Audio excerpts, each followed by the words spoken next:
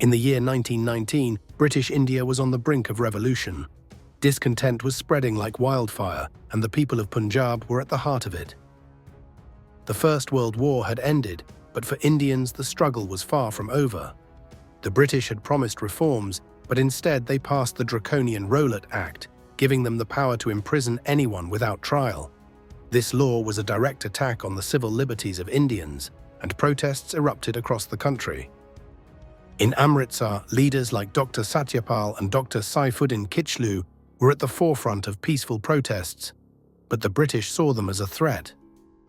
On April 10, 1919, both leaders were arrested and taken away secretly.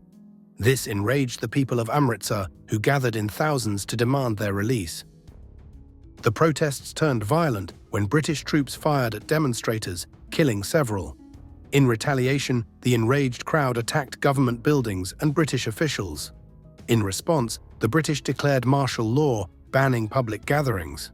But the people of Amritsar were unaware of this order.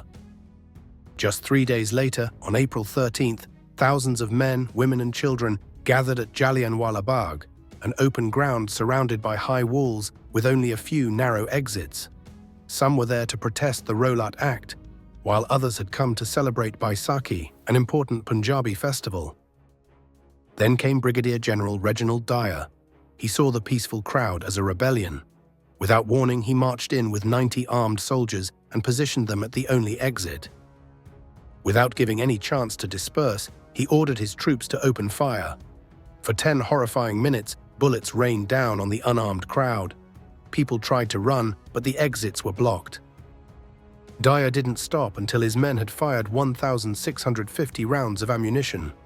When the firing finally ceased, bodies covered the ground. Blood soaked the earth of Jallianwala Bagh. Official British records claimed 379 deaths, but Indian estimates suggest that over 1,000 were killed, and many more were left wounded without medical help. The news of the massacre spread like wildfire.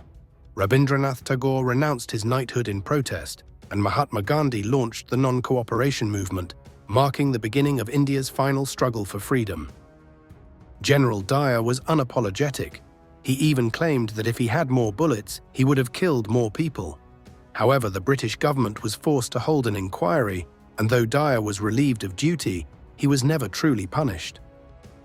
The Jallianwala Bagh Massacre was a turning point in Indian history. It exposed the true face of British rule and strengthened the resolve of Indians to fight for independence.